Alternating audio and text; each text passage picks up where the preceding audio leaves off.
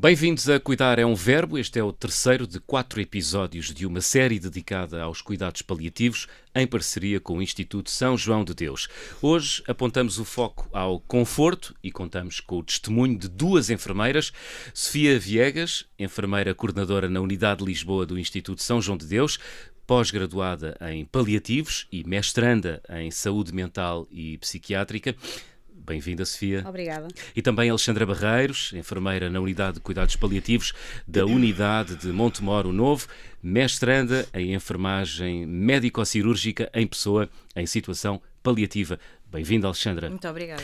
Sofia, há uma tendência para associar os cuidados paliativos ao controle da dor e a um período de total ausência de conforto. Essa ideia corresponde à realidade? Aquilo que é nessa realidade, não, na verdade. A dor é um dos sintomas que, obviamente, nós valorizamos, mas o nosso doente e a nossa família, aqueles que acompanhamos, têm um conjunto de necessidades que vão para além de uma avaliação rigorosa de um sintoma que é a dor. Há um conjunto de sintomas e cuidados paliativos fazem-se com técnica, com ciência e, portanto, nós usamos escalas, instrumentos de avaliação, juntamente com o doente, para aferir que sintomas prevalecem, que sintomas o desconfortam e, no fundo, também balizar estes sintomas para definir a nossa intervenção. E esta intervenção é desde o momento em que nós acolhemos o nosso doente, em qualquer uma das nossas unidades, até ao momento em que o doente acabará por falecer, nunca descurando nem o momento, nem o sintoma que nós temos e que o doente nos transmite ou que nós conseguimos avaliar.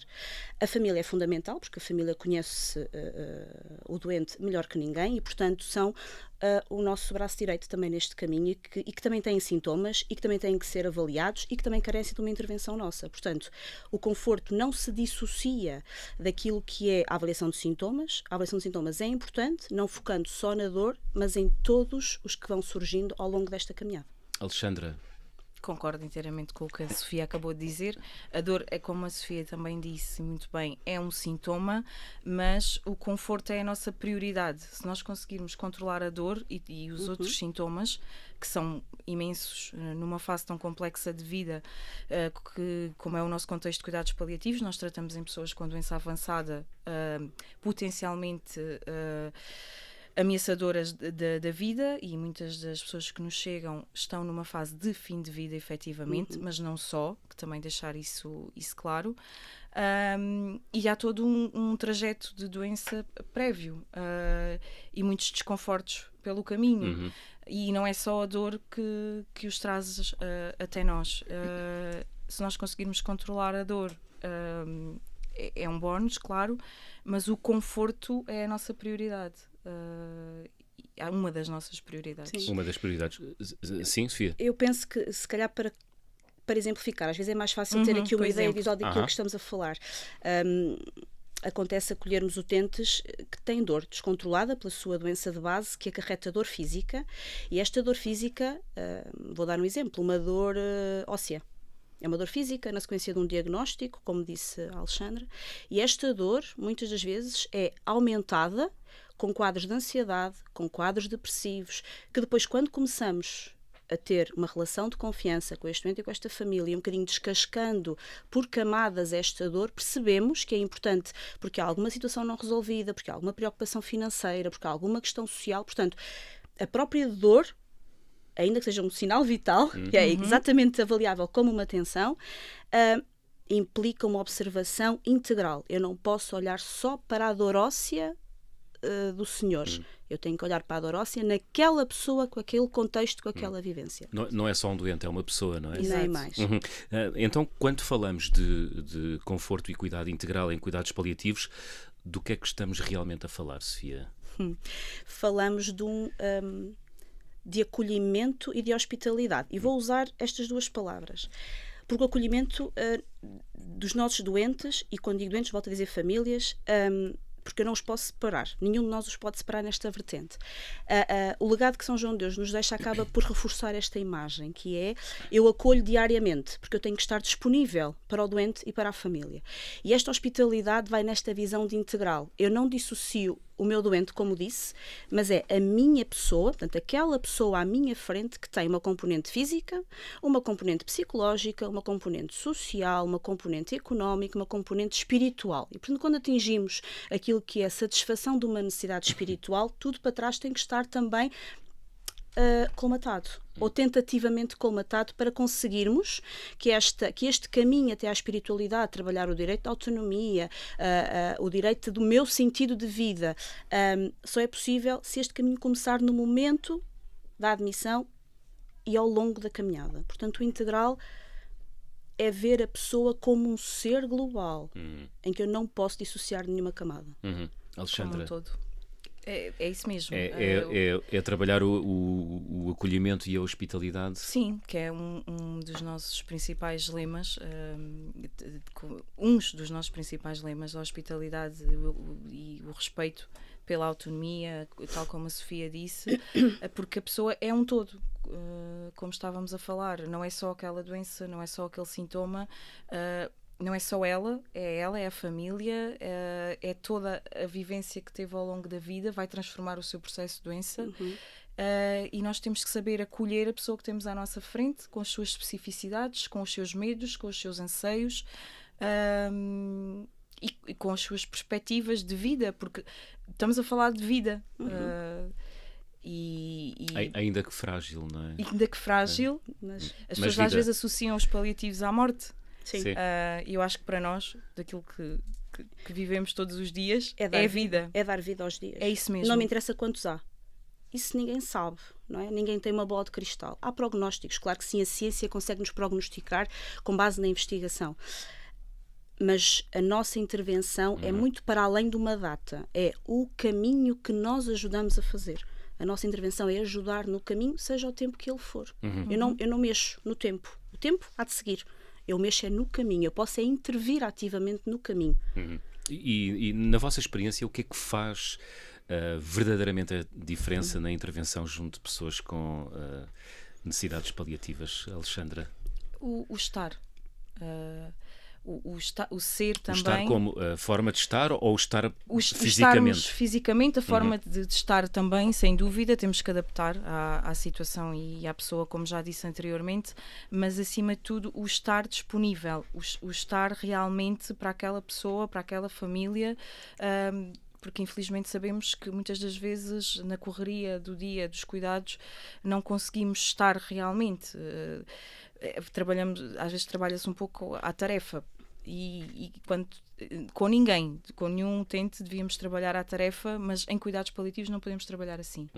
Nós temos de trabalhar com humanidade, com dedicação e com disponibilidade. Nem sempre total, porque nem sempre nos é possível. Os dias às vezes são mais complexos, há situações mais complexas, mas o estar as realmente... As enfermeiras são pessoas, não é? Também somos pessoas. Às vezes não parece, mas somos pessoas e todos temos dias, mas aquelas pessoas precisam de nós naquele momento e quando estamos, estar totalmente disponíveis para escutar, para acompanhar, para cuidar, no fundo, não é? Sofia? A Alexandra resumiu bem aquilo que é o nosso sentimento no dia-a-dia. Cuidar é um verbo implica uma atuação, implica um ato que tem que ter uma intenção, e eu para ter uma intenção tenho que ter uma disponibilidade de escuta, de partilha. Eu costumo dizer, eu posso não ter aquele tempo no momento, e não tem mal nenhum quando nós dizemos ao nosso utente: olha, eu neste momento não consigo dar-lhe a atenção que precisa, mas eu volto. E isto é um compromisso, e eu tenho que lá voltar, e nós voltamos. E eu tenho a certeza que a diferença no nosso dia-a-dia é o compromisso que honramos com o nosso doente e com a nossa família, e antecipar. É muito importante, porque... Antecipar como assim? Antecipar implica conhecer o nosso doente e perceber o que é que este caminho implica para ele. Concretizo. se eu conheço bem a nossa doente, vou-lhe dar o nome, Maria, e sei que para a Dona Maria é importante a hora da visita com o neto e que toda a equipa trabalhou para que o neto fosse à unidade dele e ao momento que ela anseia, então eu vou antecipar. E vou antecipar com o quê? Se ela quiser, vou permitir que ela faça a higiene antes da visita, vou permitir que ela escolha toda a sua roupa, que se maquilhe, que ela escolha o momento onde se vai preparar para uma coisa que se calhar para nós é banal, que é receber a visita do nosso neto, do nosso sobrinho ou de quem for, mas que para ela tem um simbolismo enorme de sentido de vida, de pertença e de dignidade. E efetivamente isto é antecipar. Eu tenho que estar sempre um passo atrás, pensar para conseguir atuar, para conseguir cuidar. E é aqui que entra o verbo, é aqui que entra a ação, e é aqui que entra a intenção. Portanto, quando pergunta o que é que nós no nosso dia-a-dia, na verdade, consideramos que é importante, partilho exatamente a mesma perspectiva que a Alexandra, que é o saber ser, o saber estar e o saber fazer. Nós não conseguimos dissociar, e não quero dizer nós enfermeiros, porque somos duas, mas na verdade estamos a representar uma equipa inteira. Isto não se faz só de enfermeiro, só de médico, só de psicólogo. Não, isto faz-se de uma equipa. Porque também disse bem, os enfermeiros também têm que se cuidar. Toda a equipa tem que se cuidar. Porque isto implica disponibilidade. E implica, como já ouvimos aqui, conhecer a pessoa para além da doença. Como é que isto se constrói na prática, Alexandra? Nós há pouco falávamos sobre essa questão e acho que falámos principalmente de tempo. Às vezes não temos tempo. O que gostaríamos. O tempo até em termos temporal, cronológico. Às vezes estas doenças progridem rapidamente. Nós temos que saber avaliar, também já estamos mais treinados para isso, quando acolhemos a pessoa, fazer ali uma breve admissão, mas que nos transmita aquilo que realmente é importante, não só a história da doença, mas a história daquela pessoa. O que é que ela gosta, o que é que a preocupa, o que é que ela ainda gostaria de realizar. E nós temos que conhecer ali naquele momento para conseguir cuidar da melhor forma possível e fazermos a diferença neste processo, mais uma vez. E isso trabalha-se, nós trabalhamos todos os dias com estas pessoas, com estas famílias, e temos que questionar, temos que falar abertamente, não esconder questões, não ter medo das perguntas, porque temos que falar da morte, temos que falar da doença, mas temos que falar da vida também e daquilo que estas pessoas ainda querem concretizar na sua vida para conseguirmos proporcionar o melhor e que elas consigam atingir qualidade de vida no fim da vida. No fim da vida, Sofia, isto implica um grande compromisso, não é? Implica compromisso, implica entrega, implica formação, implica tempo de experiência. É muito importante, não é, nesta área? Ou não? Eu estou a pensar no meu período de experiência e se recuar no tempo, quando eu comecei a trabalhar no primeiro ano, aquilo que a Alexandra fala, que é falar de morte, falar de vida, quando nem eu própria conceptualizei a minha morte e como eu quero viver. Quanto mais a do outro. Quanto mais a do outro. Como é que eu vou ajudar? Como é que eu ajudo alguém a fazer este caminho? E isto é um crescimento. E é um crescimento que se faz com formação, com partilha, em equipa, com os doentes, com as famílias. E, na verdade, crescem os doentes, crescem as famílias e crescemos nós. Sem dúvida. De todos os doentes de quem cuidei, de quem tive o privilégio de partilhar este caminho, com todos eles aprendi alguma coisa. Nem que fosse a ter mais paciência na fila das compras. Porque, na verdade, o que é o tempo? Senão aquilo que nós lhe damos significado. E é isto que, no meu entendimento, temos que transmitir. O caminho importa pela maneira como é feito e pela maneira como lhe damos sentido. E o meu caminho, da Alexandra e dos nossos colegas, é efetivamente ajudar a que este caminho destas pessoas faça esse sentido. Muito bem, Sofia Viegas e Alexandra Barreiros. O que é que vos apaixona nesta área? Alexandra? Acho que tudo isto que nós falamos é o nosso dia-a-dia, mas é gratificante e é um privilégio trabalhar nesta área, pelo menos para mim, e sei que para a Sofia provavelmente também, porque acho que ainda que seja emocionalmente e às vezes fisicamente muito desafiante. Mas eu não me imagino a trabalhar noutra área. Depois de trabalhar em cuidados paliativos, não me imagino a trabalhar noutra área porque tenho receio que não tenhamos a possibilidade de ser tão humanas, de aprender tanto todos os dias. Claro que há outras coisas que se aprendem, mas a acompanhar as pessoas num dos seus momentos mais frágeis de vida e tirar daí algo bom, porque nós conseguimos tirar algo bom do nosso trabalho todos os dias. Sofia, o que é que a apaixona nesta área dos cuidados paliativos? A vida, a capacidade de darmos vida aos dias, independentemente da limitação que nós tenhamos à nossa frente, e o legado que nós conseguimos criar.